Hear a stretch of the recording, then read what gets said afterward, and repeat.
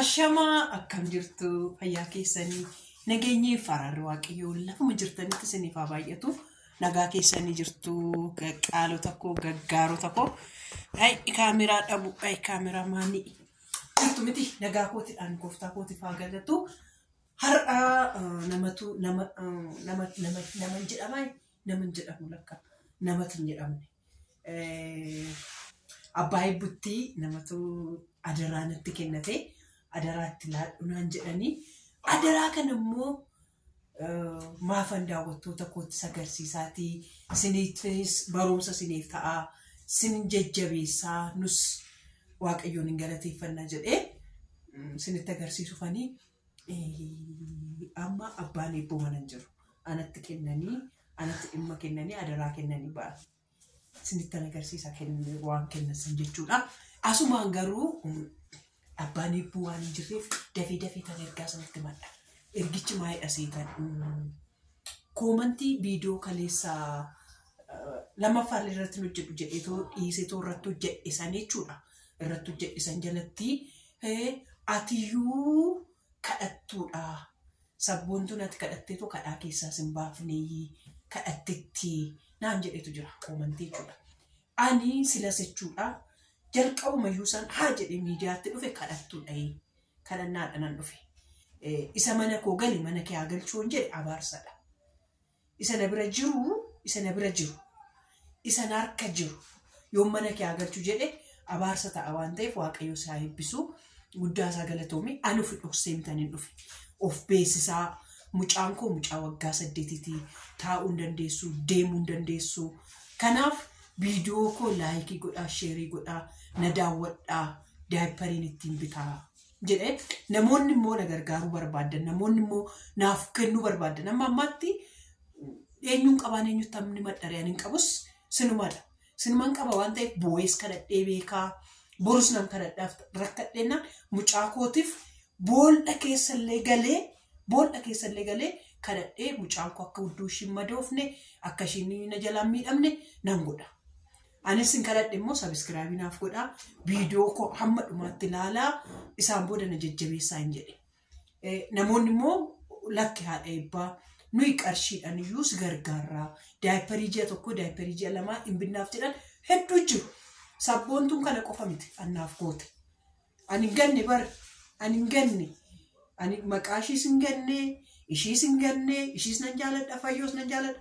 Fayyoonis makuma mucaa koo kadhattuudha gatuma kadhattuu ta'eef dhuftee yuutuubii kana beeksiftee amma 10,000tti ana bira turte 10,000 ishiitu 10,000 galche kun dhugaa lafa jirudha sabboontunis ana faana waan ishiin sammuu ishiitti hin darbine waan ishiin itti hin dadhabne hin jiru oolmaa ishii dubbadheetoo hin fixu kanaaf lachanuu anaaf walqixadha garuu oggaashiin sarara ceetu isa kaleessa shinnaa gooteef jedhee oolmaan yeroo tokko wannoo nafaan sin hin bassoo nafaan sin hin gooteen bakka dhugaan jirtutti dhugaa dubbadhaatii isa dhugaarratti dhugaa isa sobarratti soba jedhaatii fuuldura dhaabbadhaa ani kanadhaan naman ishiin kaleessa akkas na gargaartetti kana na gargaartetti boolla keessatti dogoggora keessa jirtedhe obboleetti koo lakki sabboontunis nama gaarii fayyoonis nama gaarii dheedeef shururuu faan hin jenne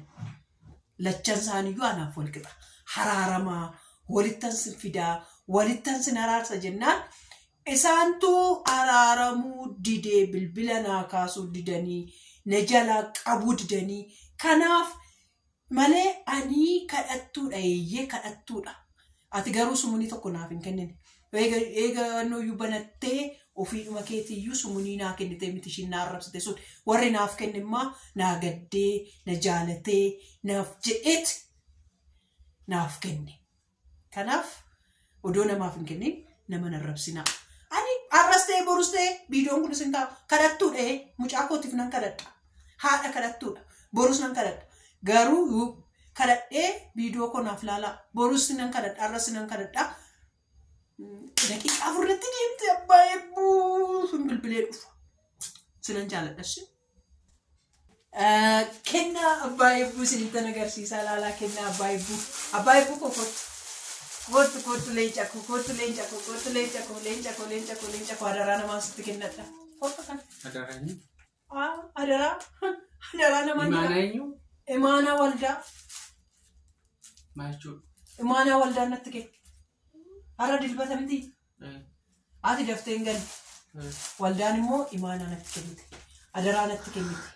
Adaraa ishii natti kennite immoo viidiyoo jedhee waldaa keessa galatoom jettaanii anaanis imaanaa gatiin hin nyaanne galatoominaan jettaa. Akka fayyaa keetii garuu. Nagaa keetii garuu. Nagaa keetii. Jirtaan. Ayyuu. Maa turte?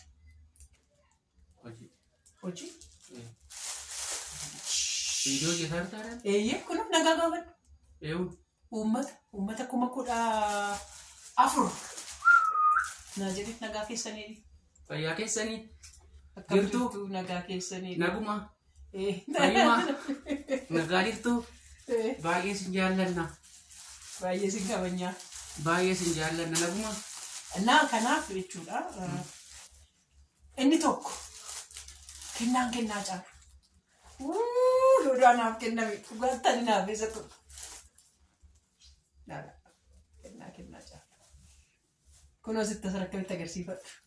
Kennaa caalu dhugaa rabbii kitaaba qulqulluu erganii fi kan immoo wajjuman banee nutti agarsiisu kan as keessaan jiru ashagamee jira. Anis hin beeku. Anis faana ilaaluudhaaf ariifadheera.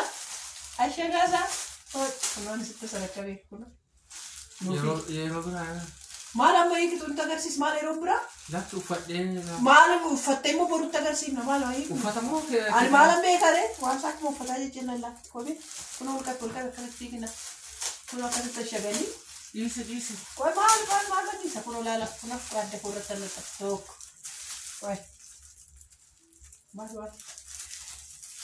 Maaliif akka kennamee fi eessatti akka kennamee fi maaliif akka ta'e wajjiniin sinitti maal jechuudha. Yesus.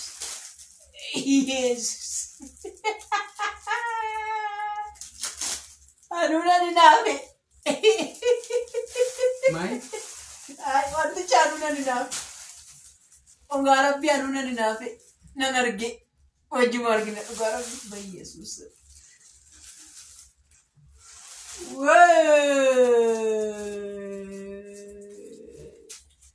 Besma.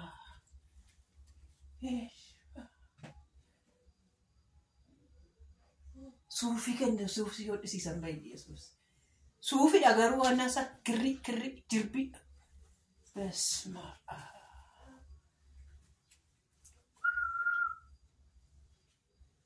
Innaa maali eessaa kennamee fi meesti fadhu tolaan sirna laalla dhugaa. Akkamitti kennamee fi hojjettanii viidiyoo kana dura iddirii qabaabbaan eebbuu jedhee siniif hojjedhe jechuudha. Ishiirratti ijoolleen ta'e bara. Ishiirratti wannoo godhaniif jechuudha. Achirratti iddirii san waggaa 6 tajaajileet barana waggaa 6ffaatti nagaa jedhee eebbisee gallakkisee achumaan waldaan immoo